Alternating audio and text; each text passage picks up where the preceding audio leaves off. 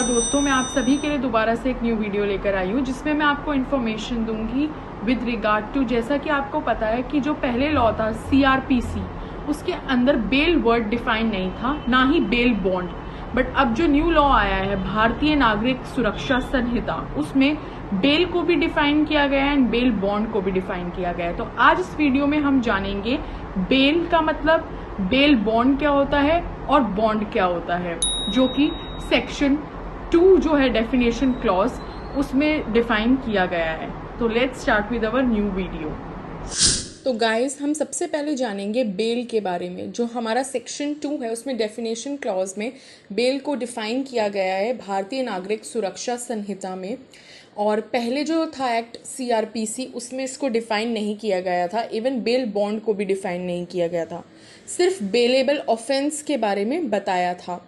पर काफ़ी सारे जुडिशियल प्रेसिडेंट्स थे या फिर जजेस ने अपने से इंटरप्रेट किया, और इस वर्ड, ये जो बेल है, ये काफ़ी सारे जितनी भी क्रिमिनल लॉ जजमेंट्स है उसमें इसको यूज़ किया जाता है। तो अब हम बात करेंगे section 2 sub clause 1 sub clause B की, जहाँ पे बेल डिफाइन है। बेल का मतलब होता है release of a person. Person कौन? कोई भी एक्यूज्ड पर्सन या फिर कोई सस्पेक्टेड पर्सन जिस पे आशंका है कि उसने कोई क्राइम कमिट किया है, कोई ऑफेंस कमिट किया है। And from the custody of law, मतलब कि उसको कहाँ से रिलीज करने को कहा जा रहा है, किससे, कहाँ से रिलीज करने को जा रहा है, बेल के लिए रिलीज करने को जा रहा है, बेल के लिए, वो है custody of law. Who is giving you bail? Bail आपको इसमें कौन दे रहा है? जो कंसर्न पुलिस ऑफिसर है या फिर कोर्ट के द्वारा आपको बेल मिल रही है।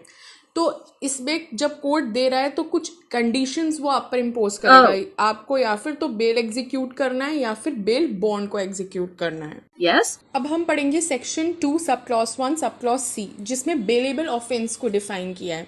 बेलेबल ऑफेंस जो था वो पहले भी CRPC में जैसे डिफाइन था, वो सेम इसमें भी वैसे ही डिफाइन है। ऐसा कोई ऑफेंस जो बेलेबल हो इन फर्स्ट शेड्यूल या फिर बेलेबल बनाया गया है किसी और लॉ के द्वारा, उसे हम बेलेबल ऑफेंस कहेंगे। फर्स्ट शेड्यूल मतलब यहाँ पर इसकी बात की जा रही है कि जैसा कि ये जो एक्ट आया इसमें 531 सेक्शंस हैं और साथ ही साथ इसके अंदर 2 शेड्यूल्स हैं। तो उसमें फर्स्ट शेड्यूल में इसको बेलेबल माना गया है। और नॉन बेलेबल ऑफेंस वो होते हैं, मीन्स एनी अदर ऑफेंस जो बच गए हैं, वो सारे ऑफेंस नॉन बेलेबल ऑफेंस में आ जाएंगे। Yes. अब हम पढ़ेंगे section 2 sub clause 1 sub clause D, जो बेल बॉन्ड को डिफाइन करता है। पहले इस जो एक्ट था CRPC, उसमें इसको डिफाइन नहीं किया गया था, बट अब ये है। तो इसके अंदर अंडरटेकिंग की बात करी गई है कि आपको रिलीज किया जाएगा अंडरटेकिंग देकर विद श्योरिटी। तो यहाँ पर अंडरटेकिंग किस तरीके से, जैसा कि आप कॉलेजेस में भी देते हो, स्कूल्स में भी इवन आप देते हो कि मैं इस चीज़ की रिस्पॉन्सिबिलिटी ले रहा हूँ कि मैं आगे से कोई भी क्राइम नहीं कमिट करूँगा, मेरे खिलाफ कोई केस नहीं चल रहा, या मैं जो बोल रहा हूँ वो सच है, और जो भी मतलब मैं आगे करूँगा और टाइम पे आऊँगा जब भी मुझे बुलाया जाएगा। Let's go. अब हम जानेंगे श्योरिटी कौन होता है। श्योरिटी एक थर्ड पर्सन होता है जो एक्यूज के बिहाफ पे कोर्ट को ये एक तरीके से श्योरिटी देता है, इंश्योर कराता है कि आगे से ये पर्सन कोई क्राइम कमिट नहीं करेगा, या अब जो ये बोलेगा वो सच बोलेगा, और जब भी आप इसको बुलाओगे तो ये टाइम टू टाइम आएगा और किसी भी कंडीशन को वायलेट नहीं करेगा। तो इस तरीके से वो कोर्ट को इंश्योर कराएगा, क्योंकि कोर्ट अगर उस एक कंडीशन रखती है सामने कि जब तक आप बेल बॉन्ड नहीं दे रहे तब तक हम आपको रिलीज नहीं करेंगे, तो वो बेल बॉन्ड में 2 चीज़ें बहुत इंपॉर्टेंट है, one is undertaking and other is surety. तो श्योरिटी वो थर्ड पर्सन होता है जो उस एक्यूज के बिहाफ पे कोर्ट को ये इंश्योर कराता है कि ये पर्सन ऐसे कोई भी वायलेट नहीं करेगा या क्राइम नहीं करेगा जिससे कोई अफेक्ट हो। Section 2 sub clause 1 sub clause E में बॉन्ड इज डिफाइंड। पहले हमने बात कर ली बेल बॉन्ड की, अब हम सिर्फ बॉन्ड के बारे में बात करेंगे, जिसकी definition section 2 sub clause 1 sub clause E में गिवन है। पर्सनल बॉन्ड और undertaking for release without surety.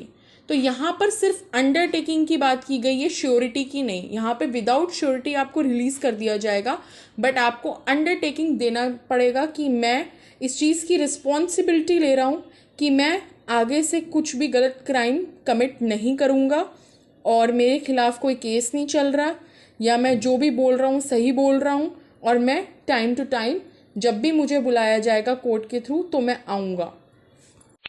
अभी रिसेंट में कोर्ट ने एक फ्रेज ऐड किया है कि bail is the rule and jail is an exception, जिसका प्रिंसिपल है कि जो भी इंडिविजुअल है they are presumed innocent until they are proven guilty, और इस कॉन्टेक्स्ट में जेल को एक्सेप्शन बताया गया है। रेफर्स टू सिचुएशन जहाँ पर पर्सन का जो प्री ट्रायल लिबर्टी जो है उस पर रिस्ट्रिक्शंस हैं due to some specific circumstances.